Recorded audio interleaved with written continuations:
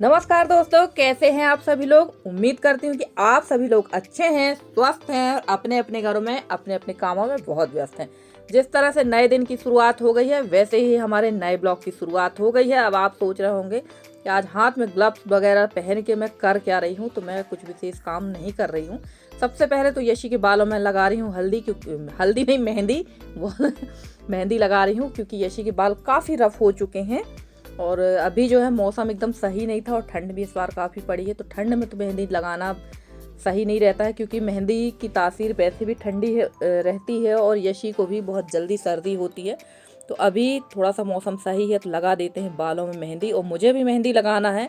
आप यकीन नहीं करेंगे, मैंने पिछले साल मेहंदी लगाई थी, उसके बाद से अभी तक मेरे बालों में मेहंदी नहीं लगी है। तो चलिए अभी तो फ़िलहाल यशी को मेहंदी लगा देते हैं, इसके बाद मैं लगाऊंगी अपने बालों में मेहंदी। तो आज तो मैं नहीं लगाऊंगी, क्योंकि आज तो मुझे करना है बहुत ज़रूरी काम। जैसे कि आप मेरा टाइटल देख के समझ ही गए होंगे मुझे करना क्या है। और गर्मी के दिनों में तो ये काम ज़्यादा बढ़े रहते हैं हमारे। और गर्मी में तो सुबह से शाम होती ही है काम करते करते, क्योंकि इस टाइम ना सबसे ज़्यादा काम रहता है, खासकर खेती किसानी का। जो गेहूँ है, अनाज वगैरह हमारा आता है, भूसा रखना, अनाज रखना। तो गांव देहातों में इन सब चीज़ों का काम बहुत ज़्यादा फैला हुआ रहता है और हमें ये सारे काम साल भर के स्टोरेज करना पड़ते हैं। पापड़ वगैरह तो मेरे पहले ही बन चुके थे, इस बार बहुत फास्ट काम हो गया था। फिर भी बाकी सिस्टरों की अपेक्षा तो लेट ही हुआ, क्योंकि ना मौसम हमारे यहाँ बार बार ख़राब हो रहा था। तो चलिए जब भी बने तो सही। और यहाँ लग गई थी मेहंदी यशी के बालों में, और ज़्यादा टाइम नहीं लगा था, बहुत जल्दी और बहुत आसान तरीके से मैंने यहाँ पर यशी को लगा दी थी मेहंदी। तो चलिए मेहंदी लग चुकी है, अब चलते हैं रसोई की तरफ। वहाँ भी कुछ काम पड़े हैं हमारे, और कुछ काम विशेष जो थे वो है पुताई का, क्योंकि रसोई मेरी बहुत ही ज़्यादा गंदी हो रखी थी और देख कर ना मुझे अच्छा भी नहीं लग रहा था, क्योंकि मुझे ज़्यादा गंदा घर अच्छा नहीं लगता है। और कोशिश मेरी यही रहती है कि मैं साफ़ सफाई करते ही रहूं। और ऐसा कुछ होता है कि साफ़ सफाई जिस दिन नहीं होगी उस दिन तो ज़रूर कोई ना कोई पहुंचेगा और ज़रूर कोई टोक देगा। बाकी टाइम कोई नहीं देखता है कि आप दिन भर काम करते हो, तब कोई आके नहीं देखेगा कि हाँ भाई ये लोग दिन भर करते हैं।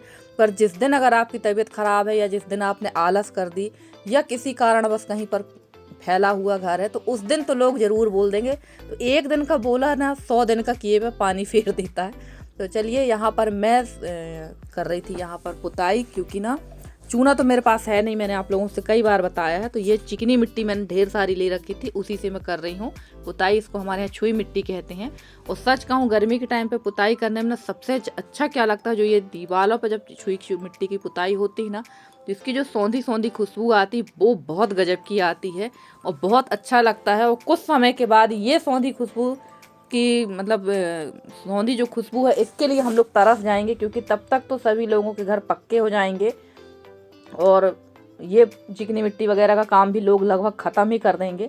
तब तक ये और जो इस चिकनी मिट्टी की खुशबू को हम लोग करेंगे बहुत ज़्यादा मिस। और यहाँ पर मैं करने लगी थी गोबर की पुताई। मैंने लाल मिट्टी नहीं डाली है, वैसे मेरे पास लाल मिट्टी है, पर इस समय गोबर बहुत अच्छा है तो मैंने लाल मिट्टी नहीं डाली है। और मुझे ऐसा लगता है कि जैसे लाल मिट्टी डालने से ना और भी ज़्यादा धूल उड़ती है, तो मैं अभी फ़िलहाल तो गोबर से ही लिपाई कर रही हूँ। सच कहूँ तो लिपाई करने में मुझे बहुत ज़्यादा दिक्कत होती है, बहुत मुश्किल से ही मैं लिपाई कर पाती हूँ। और आप लोगों को लग रहा होगा कि बहुत जल्दी कर लेती हूँ, ऐसा नहीं है। मुझे अब लगभग एक कमरे की लिपाई पुताई करने में पौन घंटा लगने लगा है। कि पुताई तो आराम से हो जाती है मिट्टी व चिकनी मिट्टी की, पर लिपाई करने में काफ़ी टाइम लगता है। और आज जैसे मैंने कहा आप लोगों से कि अब कुछ समय के बाद हमारे यहाँ मिट्टी की जो पुताई वगैरह ये बंद हो जाएगी, और हमारी जो आने वाली पीढ़ी है वो लौट कर फिर इन्हीं कच्चे घरों में आएगी। आज हम भाग रहे हैं पक्के घर के लिए, हम खुद भाग रहे हैं, हम खुद पक्का घर बनवा रहे हैं। पर जो हमारे आने वाली पीढ़ी ना कुछ समय के बाद फिर से इन्हीं कच्चे घरों में आएगी, क्योंकि जितना सुकून इन कच्चे घरों में है ना, शायद ही पक्के घरों में नहीं है। पर आज के समय के हिसाब से हमें भी अपने आप में परिवर्तन करना पड़ता है, वरना लोग हमें ही पुराने हिसाब का कहने लगते हैं। तो चलिए अब देखते हैं आने वाला समय अब क्या होगा, वो तो तब देखेंगे। अभी तो फ़िलहाल जो समय की डिमांड है वही हमें करना पड़ेगा। और देखिए यह लिपाई के बाद कितना अच्छा लगने लगा था। और वैसे ये ना फ़र्श काफ़ी ख़राब था, कच्चा वाला ये। वैसे गोबर की लिपाई तो मैंने कर दी थी, पर जब तक चूने की या छुई मिट्टी की पुताई के साथ लिपाई नहीं होती ना, तब तक अच्छा नहीं लगता है। और हमारे यहाँ ये चिकनी मिट्टी के साथ ही इसकी पुताई करना बहुत ज़रूरी है। और यहाँ मैं आ गई थी चूल्हा के पास में, और अभी फ़िलहाल चूल्हा मेरा अंदर बहुत कम जल रहा है, बाहर ही जला लेती हूँ, क्योंकि शाम टाइम गर्मी बहुत ज़्यादा लगती है यहाँ पर। तो अभी मैं बाहर ही खाना बना लेती हूँ। और मेरी एक प्यारी सिस्टर कह रही थी, दीदी आपने बहुत दिनों के बाद बाहर का चूल्हा जलाया है। तो मेरी तो पूरी कोशिश रहती है कि मैं बाहर ही चूल्हा जलाऊं, ताकि बाहर अच्छे से फैल के खाना बन जाए और गर्मी भी कम लगे। तो चलिए, यहाँ की लिपाई पुताई करके मैंने बरसों पुरानी अपनी कच्ची मिट्टी की रसोई को चमका दिया है। तो लगभग 5 से 6 दिन के लिए तो इसकी व्यवस्था हो गई। और खाना नहीं बनेगा तो काफ़ी दिनों तक ये चूल्हा यहाँ पर कालापन नहीं आएगा। पर हाँ, ये पुताई जो है ये तो छूट जाएगी, क्योंकि गैस के पास तो उपयोग होता ही है और फर्श का भी उपयोग होता है। तो चलिए चलते हैं बाहर, यहाँ भी कुछ काम निपटा लेते हैं। और यहाँ मैं आ गई थी अपने ब्लाउज़ की कटिंग करने के लिए। वैसे तो मेरी जो ये साड़ी है ना, बहुत ज़्यादा ख़राब हो चुकी है, और मैं जब जब चूना और गोबर की लिपाई करती हूँ, वैसे मैं कोशिश पूरी करती हूँ कि मैं नहाने के पहले ये काम कर लूँ, नहाने के बाद ये काम ना करूँ।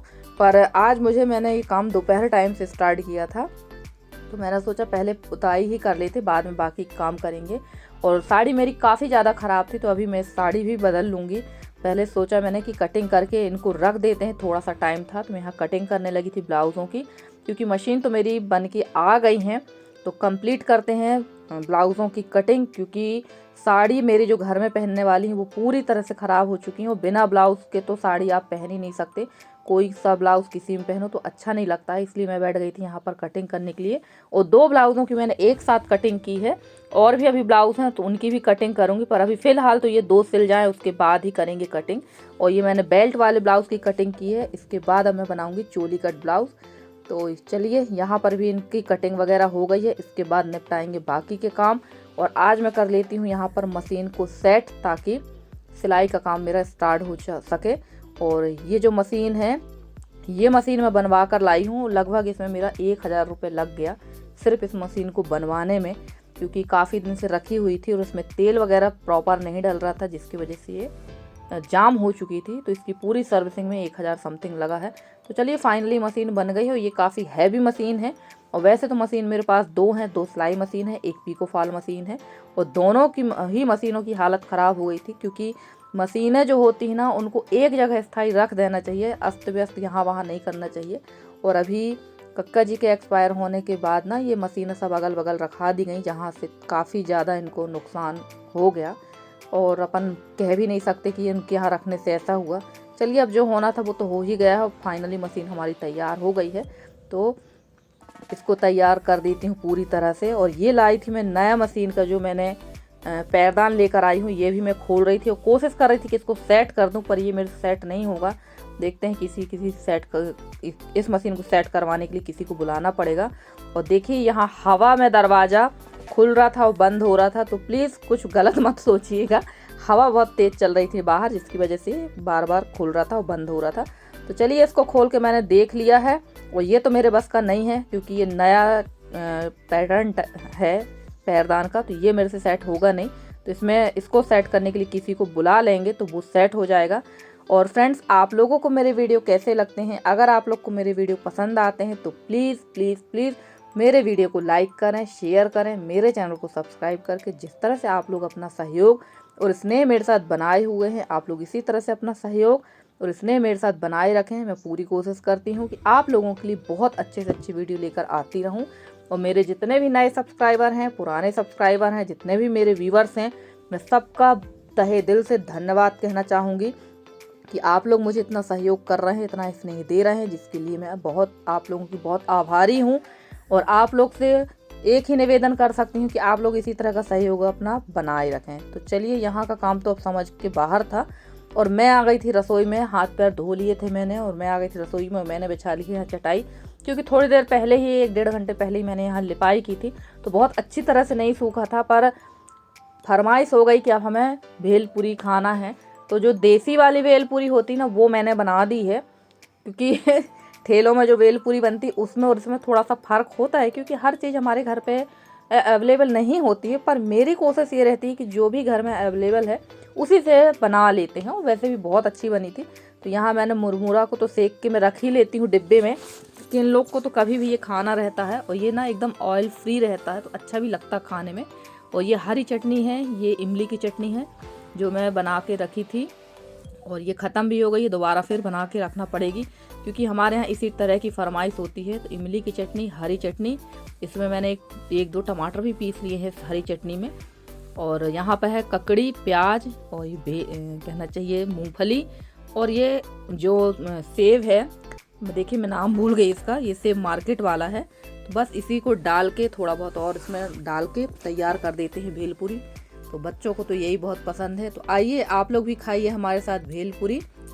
और ये जो सेव है ये देखिए मैं फिर भूल गई क्या है ये, तो बारीक वाला सेव था मार्केट का। तो आलू भुजिया है ये, तो वो मैंने डाल दिया है। तो तैयार है हमारी भेलपुरी, आइए आप लोग भी खाइए। और फ्रेंड्स, आज का वीडियो आप लोग को कैसा लगा ज़रूर बताइएगा कमेंट करके।